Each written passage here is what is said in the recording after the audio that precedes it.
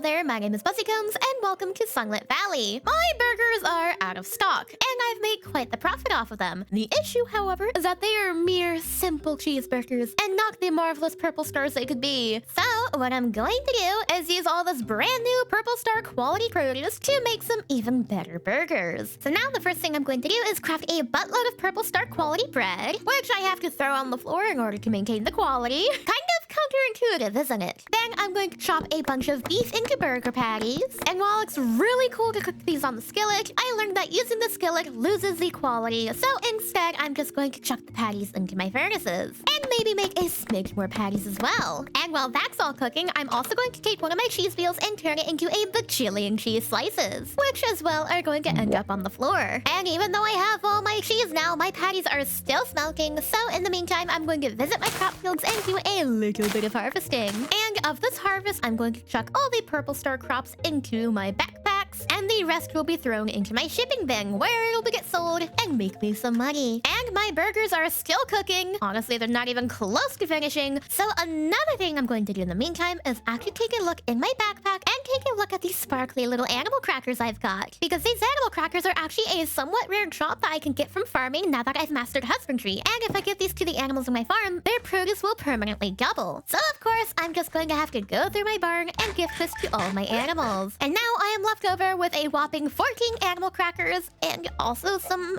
bunny stalker banners. Let's see what these look like. Oh, those are so cute. Oh my gosh, I have to pin these up somewhere. Honestly, why don't I just use them to cover the entrance? Yep, that's perfect. Anyways, though, after going through all my animals and giving them these yummy crackers, I've realized that a lot of them are still missing their names. So I guess I'm just going to have to go on ahead and amend that. So I'm going to name my bunnies Fudge, Bonbon, Ruby, Oreo, Smokey, Eggman, and Moo. Next, we have our chickens who will be named Clementine, Chicken Little, and Chicken Nugget. And unfortunately, that is all the chicken names we have for now. But I have noticed a theme with two of them where their names start with chicken. So if you can suggest names in the comments down below that start with chicken for my chickens, I think it would be really funny to stick with the theme.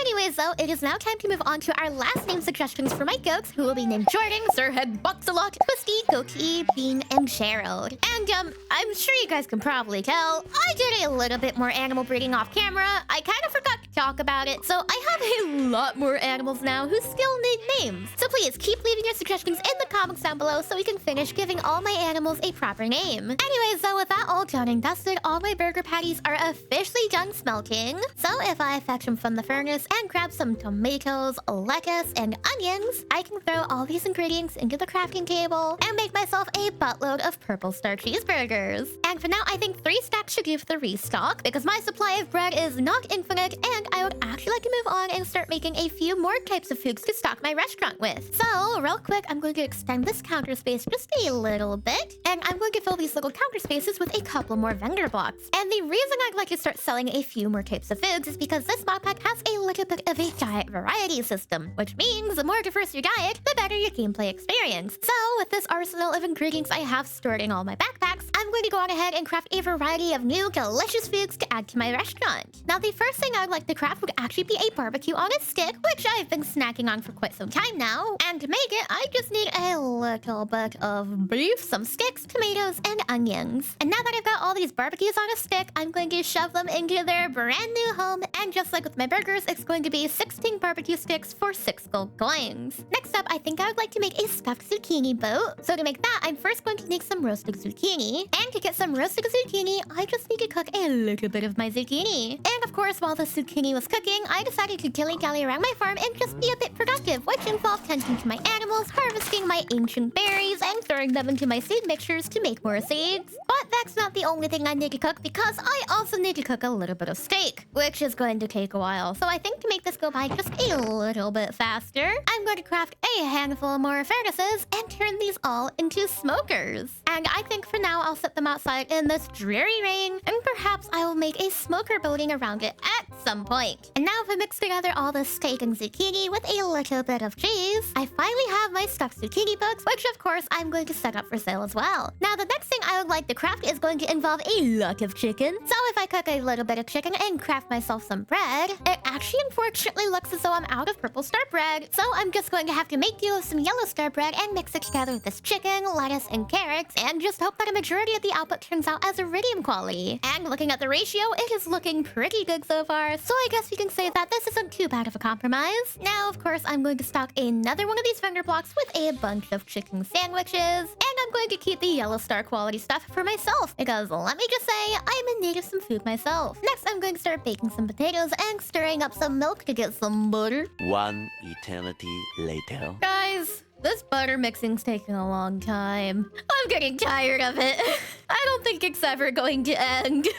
Alrighty, so I finally finished mixing together all the butter I can stand. So I'm going to fetch all my baked potatoes, which have been done smoking for a very long time at this point. And if I mix these ingredients together with a bit of steak, I now have some stuffed potatoes. And they're all gold star quality because the stinking butter doesn't retain its quality. Great! I'm kind of disappointed, but oh well, it is what it is. And now that I've got the baked potato stock as well, I'm now going to dice up a bit of bacon, smoke it all up into some delicious crispy goodness. And with all this bacon, I can make me some delicious bacon sandwiches. And last but not least, I'm also going to chop up some mutton so I can craft some mutton wraps. And now with this final item put into stock, it is safe to say that my shop is complete for now. So I'm going to get rid of this extra little shelf right here. Although I wouldn't call myself complete just yet because there is one final thing I would like to do. And that would be buying a lunchbox from the barkeeper. That way I can store all my foods in a single place. And another cool detail about the lunchbox is that when I eat from it, it automatically cycles through all the foods and keeps my diet completely diverse, which is exactly what I was hoping for. But I honestly think the yellow texture is kind of gross, so I actually went on ahead and I made a custom texture pack that changes the lunchbox texture. And not only did I make a bee texture for myself, but I also decided to go on ahead and make a custom texture for everybody on the server. And so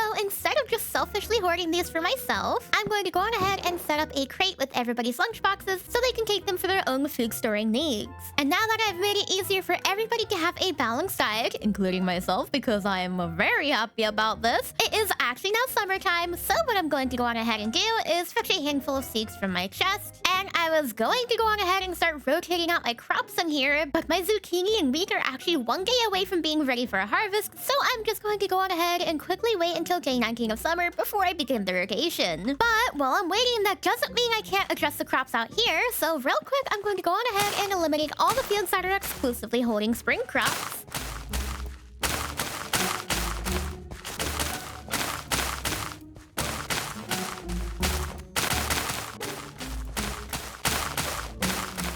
And now I'm actually going to fill a big chunk of the fields with wheat seeds because when I was making all that bread, I ran out of wheat really fast and I still haven't been able to fully stock my shops yet. And then for the remaining 3 fields, I'm going to fill them with zucchini. And with all my fields all nice and replanted, it is officially day 19. So let's go on ahead and clear out this greenhouse and replace it with all the spring crops that are now out of season. And now that my fields are all nice and prepared for the summer, a little while ago, I filled up my entire hat room with all these amazing hats, and I still have some left over. Combined with that, I'm also probably going to get a ton more in the future, so I asked you guys if I should build a hat building, and everybody who commented about it agreed that I should. So I think it'd be really cool to use this area right down here to build myself a hall of hats. And so without further ado, I guess it's time to get building. And so of course, I started off this build by carrying up some strip cherry pillars. Then I outlined the lower sector of the walls with some ashen plates before moving on to outlining the roof, since today I'm going with a slightly different, taller shape from my norm. Once I finished outlining the roof with black shingles, I moved on to utilizing some rosewood to fill the rest in. Next, I finally got to work on filling in the walls with their beautiful white ashen wood. Then I dug out the floor and replaced it with some nice calcite tiles. I then went on and adding some cute exterior details to the windows before finally filling them in with some actual glass. And lastly, I added a layer of cherry planks between the roof and the interior of this build. And of course, I can't forget to add the shelves to the interior so I can display all my future hats. And now my haul of hats is officially finished and looking quite good if I do say so myself. So I'm going to take all these spare hats I had in my room and I'm going to add them to the shelves over here. So now I finally have a home home for all the future hacks I can potentially acquire, and it's big enough that if necessary, I can also sprinkle in a few more shelves to display more hacks if I happen to end up with a surplus. Anyways, though, that is all for today's episode on Sunlit Valley, so if you guys enjoyed, be sure to let me know by leaving a like and subscribe. And without further ado, thank you all so much for watching, and I guess I will see you all next time. Bye-bye!